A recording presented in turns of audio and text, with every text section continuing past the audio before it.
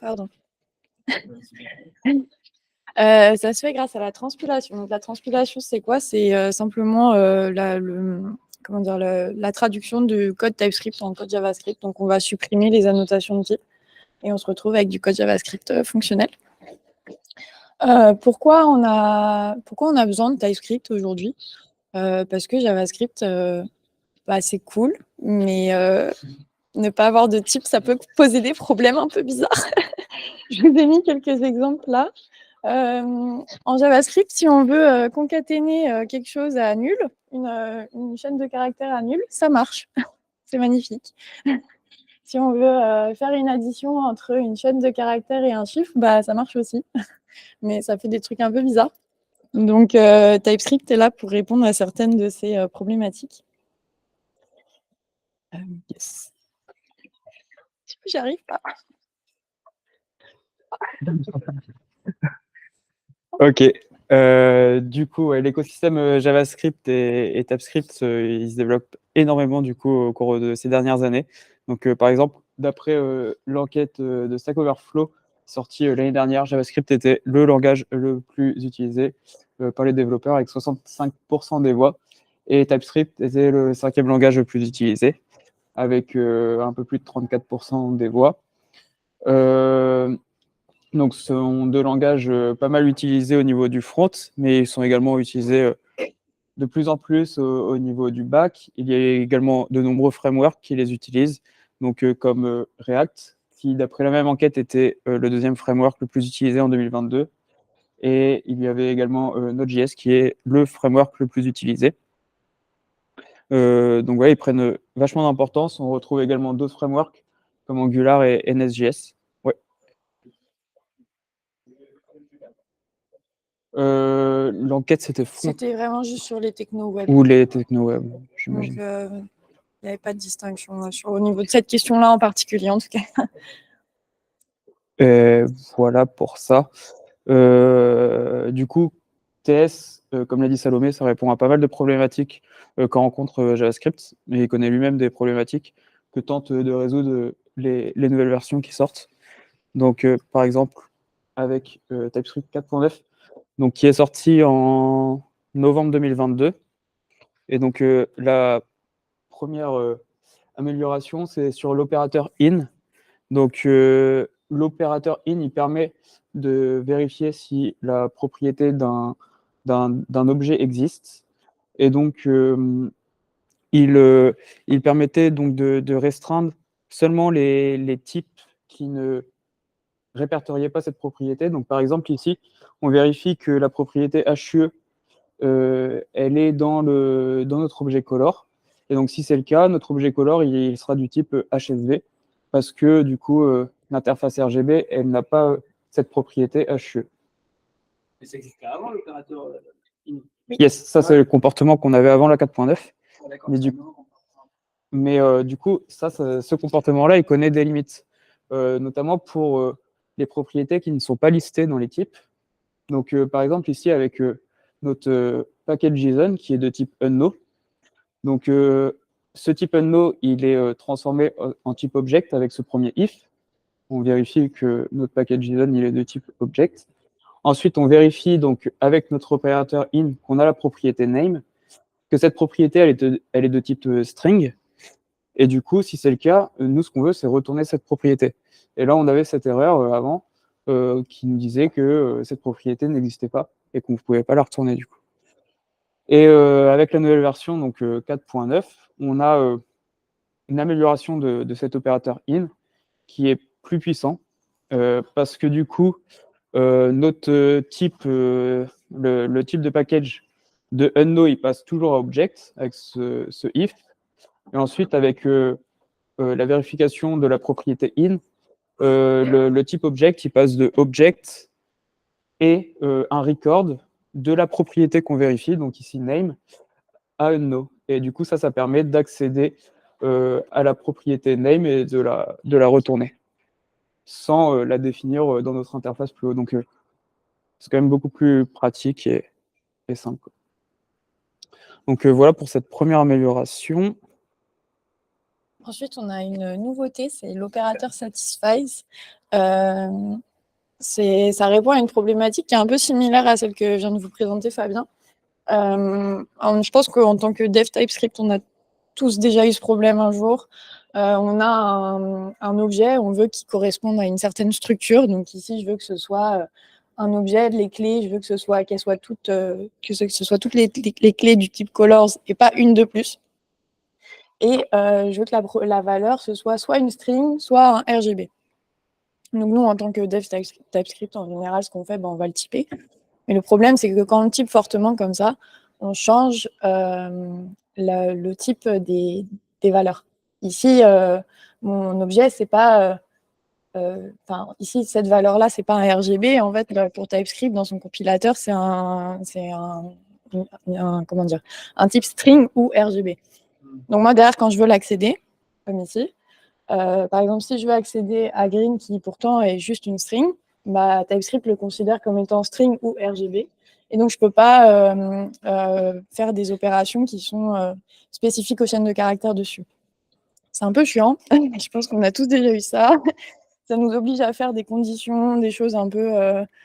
à faire du code un petit peu complexe. Donc maintenant, on a l'opérateur satisfies qui va nous permettre de vérifier, de s'assurer que la structure de notre objet est bien celle qu'on veut, mais sans changer le type de l'objet derrière. Donc, au lieu de typer le palette, on lui dit que on veut que palette il satisfasse. Vous avez l'idée. Le type record color string RGB. Mais il ne changera pas le type de nos valeurs. Donc derrière, quand je fais un tout uppercase sur green, j'ai pas de problème. Je vais vous montrer très rapidement. Je suis perdue. Je vous montre très rapidement. Je sais pas si vous voyez quelque chose. Vous voyez rien en fait. Ouais, c'est bon. Ouais, ça va.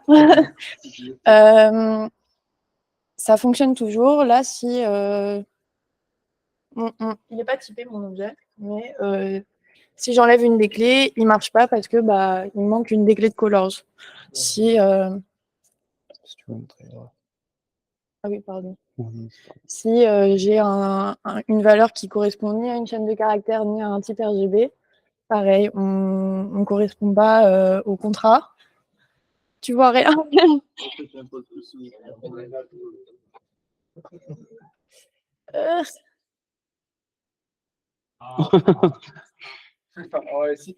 C'est mieux.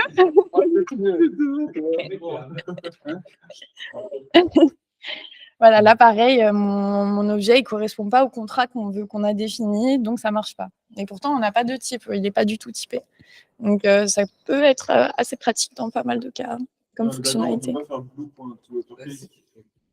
Ah non, ça marchera pas parce que c'est soit l'un, soit l'autre. parce que Red, son type n'a pas changé. Son type c'est un RGB, donc ça fonctionnera pas.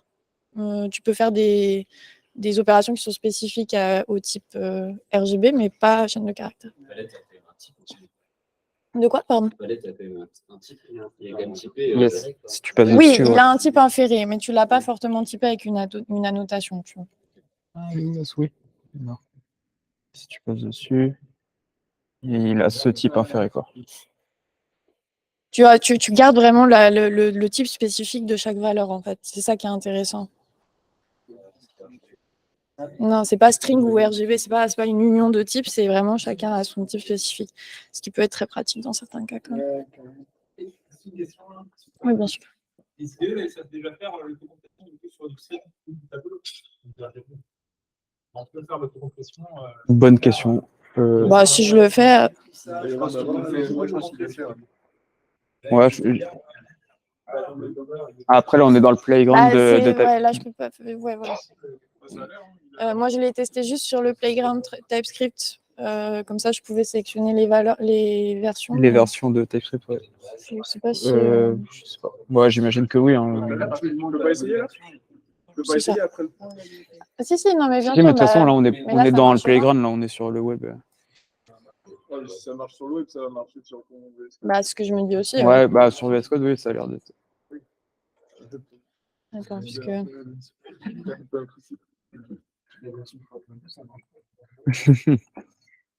Là, tu vas l'avoir compris.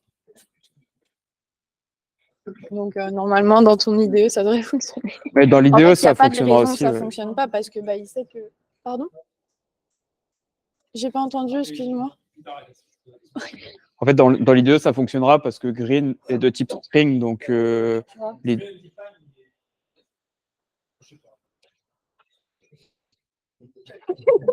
fait, il peut pas être undefined, il sera soit du type string, soit RGB. C'est ça.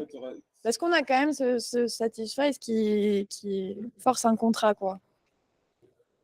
Est-ce que vous revenez sur la nouveauté in? Non, mais on peut revenir dessus si tu veux.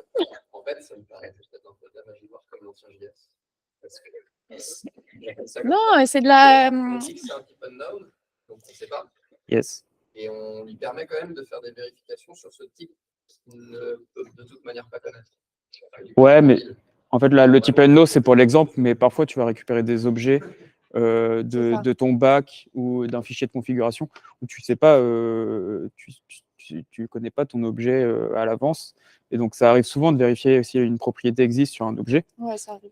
Et en l'occurrence, après, ça permet d'accéder à la propriété si elle existe réellement, quoi. Ouais, de conf ou. Il y a plusieurs cas. Hein, ou d'appel HTTP, ou ça arrive souvent. Ouais. Un appel API, ça peut être. Comment? Ouais. Généralement, oui, mais après, il y a toujours des cas où.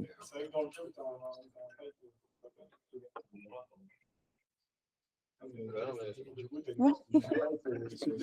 C'était du unknown, mais pas du NI là-dessus. Parce que NI, c'est vraiment le vieux JS. Ouais. Alors que unknown, c'est un type, mais tu sais pas. C'est dans le type de C'est moi qui ai pas de Ouais, on va avancer. Hein. On était large. Ouais. Ok, et 6? On est en retard. Ouais, bon, on va accélérer. Du coup, la dernière fonctionnalité qu'on voulait vous présenter pour TypeScript 4.9, ce sont les auto-accesseurs ou les accesseurs automatiques. Donc, qui permettent de déclarer des propriétés de classe avec le mot-clé accessoire devant. Et du coup, ça permet derrière à la compilation d'avoir une variable donc privée avec des getters et des setters auto-générés et qui permet d'avoir un code plus clair, plus lisible, quoi, et gagner un peu aussi en rapidité. Donc, je pense que ça va être pas mal utilisé. Moi, je trouve ça cool comme nouvelle fonctionnalité. Voilà pour ça. Tu l'utilises comment? Tu fais .get ou tu fais .get.set ou c'est automatiquement. Donc ça existe déjà, les getters setters en. Ouais. Puis après, en fait, c'est pas du get, c'est. Ouais, c'est implicite, quoi. Ouais. C'est comme en Angular. C'est comme en Angular, ouais. Ouais. Hop, voilà pour ça.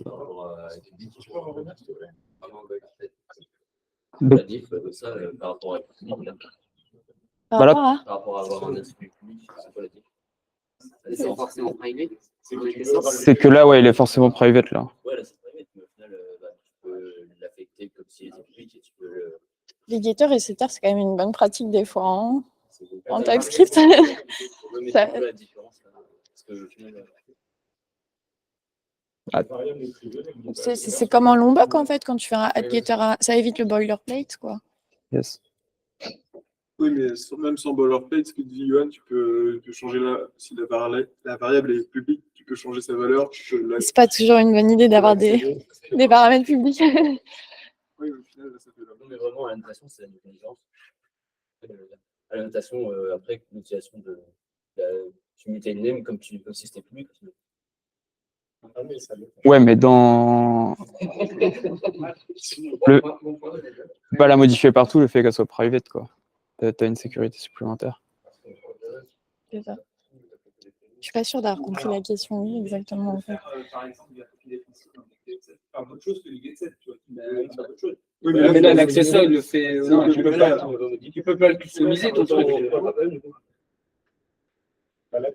C'est juste pour aller. Ouais, c'est juste là, t'as pas besoin de Vraiment pour l'écrire. éviter de boilerplate, en fait. Ouais. Effectivement, si tu veux faire un truc. Non, mais moi j'ai déjà vu des classes, tu vois, où tu as palanquée de getter-setter parce qu'on est sur un formulaire ou un truc comme ça, tu vois. Et là, bah, ça te fait quand même un code qui est un peu ce qu'en JavaScript ou TypeScript, ça a quand même tendance à vite être le bordel. C'est vrai que je verrais, par exemple, que le getter.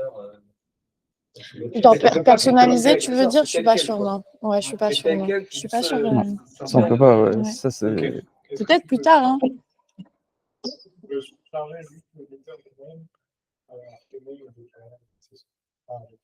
Vraiment faire comme du Lombok, du coup, avec genre tu dis celui-là, non. Je crois pas que c'est possible encore, il me semble pas. Ouais, je sais pas, non. Je crois pas. Il me semble pas, en tout cas. Après, ça vient d'être, c'est vraiment tout nouveau, quoi. Donc, je suppose qu'ils vont les faire évoluer avec le temps.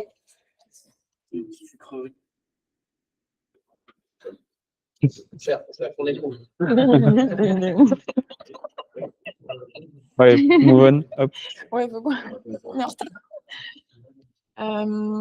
Du coup, on va vous présenter rapidement TypeScript 5, ou en tout cas la version bêta qui est sortie en janvier, je crois, il me semble. Ouais. Et là, donc, comme on disait tout à l'heure, il y a la version Final Prod qui est sortie aujourd'hui.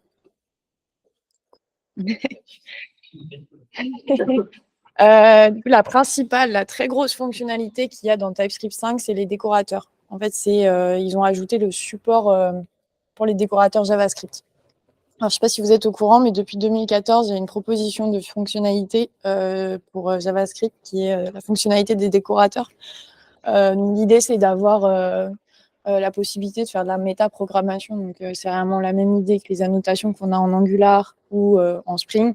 C'est rajouter du code ou des fonctionnalités à un code existant sans changer son comportement externe. C'est vraiment juste pour des traitements internes, entre guillemets, techniques. L'idée, c'est d'avoir... les décorateurs en JavaScript, ils ont 3 buts.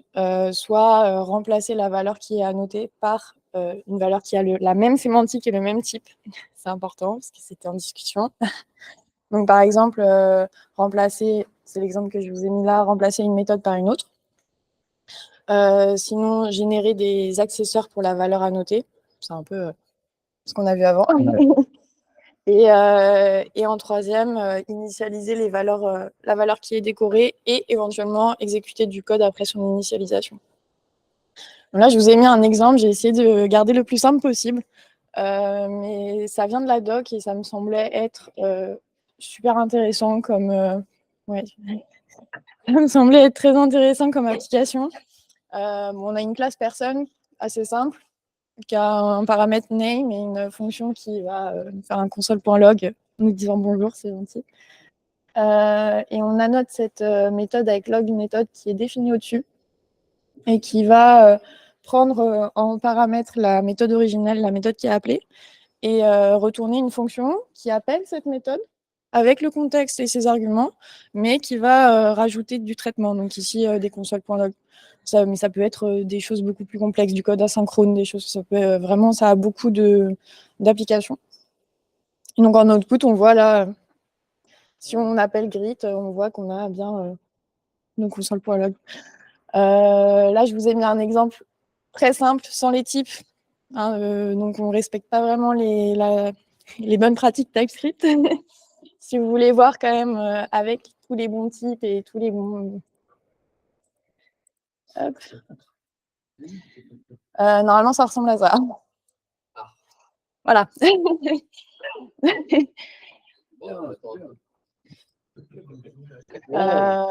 Voilà. Après, au final, c'est pas si compliqué que ça quand on met le nez dedans. Moi, je voulais pas vous montrer ça tout de suite pour pas vous faire peur. Mais c'est quand même super pratique. Ça va nous éviter d'avoir, je sais pas, une fonction qu'on appelle partout alors qu'elle nous sert juste à faire du code un peu technique et qui rajoute plein de fonctionnels. Oui, vas-y, excuse-moi. Dans la notation, ouais, tu peux carrément passer tu peux faire plein de choses. Tu peux même avoir une fonction qui est censée qui te retourne une seconde fonction qui retourne un décorateur. Enfin, tu as plein de possibilités. Je vous invite, si ça vous intéresse, à lire le post sur toute l'implémentation des décorateurs en JavaScript qui a été écrit par la personne qui est à l'origine de cette fonctionnalité qui est super intéressant, mais très très long. Donc, Non, c'est vrai. pas de cette manière-là. Alors, Ouais, il y non. avait des décorateurs expérimentaux, il y avait mais c'est pas la même chose exactement. Ils fonctionnent pas, Ça, c'est l'implémentation de JavaScript. qui est supporté en TypeScript depuis Le maintenant. JavaScript, il est implémenté ou pas? Mais il va sortir dans les prochaines versions d'ECMAScript, en fait. C'est aussi en cours, les deux. Ouais. Ils l'ont fait en avance. Ouais, c'est ça. Ouais, c'est ça exactement. Et tu pouvais déjà, de toute façon, créer des décorateurs. Tu pouvais déjà, mais ils ne fonctionnent pas exactement de la même manière. d'accord. Moi, j'ai pas toutes les J'ai pas trop vu la subtilités, mais différence. si là, je fais ça avec le support expérimental, ça ne marchera pas. Ah d'accord, ok. Ouais. Ah, bah, Et c'est pour ça que j'ai galéré.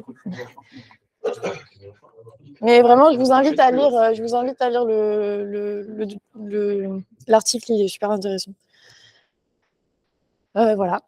Et sinon, on a plein d'autres petites nouveautés. Alors, on n'avait pas trop le temps de vous les présenter, mais on a une fonctionnalité qui nous permet de renforcer l'inférence de type pour les collections immutables. On a des modifications au niveau du compileur pour les types des enums. Donc ça, c'est des choses qui nous touchent pas tant que ça en tant que dev, mais qui sont intéressantes techniquement parlant. Il y avait quoi d'autre? Il y avait des flags. Des flags Des sur modifications, les imports aussi. Possibilité d'avoir plusieurs fichiers en extends Ouais. dans les. Voilà. Bon. Mais on s'est dit que les décorateurs étaient quand même la plus grosse fonctionnalité, la plus intéressante. Yes. Ouais. Donc voilà, on voulait conclure là-dessus. La version finale, comme l'a dit Salomé, de la version 5.0, elle est sortie aujourd'hui. Donc on n'a pas beaucoup de recul dessus encore, mais voilà, les décorateurs, c'est vraiment la grosse nouvelle fonctionnalité. Il y a également une fonctionnalité qui a été annoncée en JavaScript. On ne sait pas quand ça va sortir, mais en gros, c'est la possibilité d'avoir des annotations pour ajouter une syntaxe de typage en JavaScript. Et mine de rien, ça améliorerait pas mal TypeScript, notamment, notamment pour la rapidité sur la transpilation. Du coup, forcément, ça améliorerait tout ça, la rapidité. Après, à voir si ça va sortir ou pas, parce que ça fait longtemps que c'est annoncé. C'est pareil, ouais, ils mettent vachement de temps à sortir la fonctionnalité. Mais Ça passe par plein d'étapes. donc voilà, on voulait un peu finir sur cette ouverture. Et merci de nous avoir écoutés.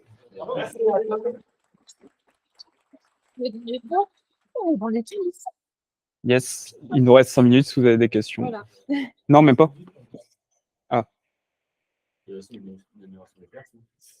Comment?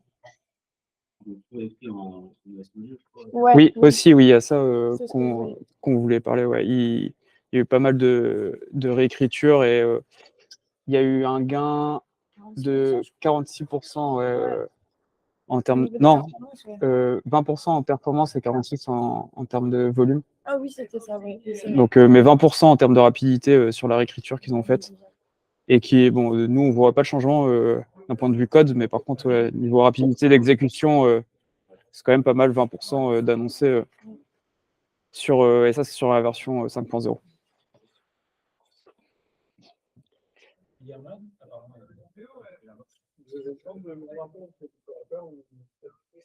Ah, moi, j'ai passé une matinée un petit peu à screener tout ça, mais surtout à lire l'implémentation derrière et tout. Mais après. Moi, je suis très cliente de la métaprogrammation. Je trouve ça super justement pour découpler le code fonctionnel et le code technique. Tout ce qui est gestion, je sais pas moi, des permissions, des trucs comme ça, déjà dans le backend, je trouve que ça a vraiment fait ses preuves. Donc, sachant que le TypeScript et JavaScript sont vachement utilisés en back en plus. Donc, si moi, je vois vraiment pas mal de possibilités. Après, voilà, il faut mettre le nez dedans. C'est une nouvelle manière de dev. Donc, Il y a des usages qui sont exécutés dans la inverse de leur déclaration. Pourquoi? Comment ça? Comment ça? Ils sont exécutés plus proche de la propriété de la méthode et le fait que tu les empiles, tu veux dire? Ah ouais, non, je sais pas.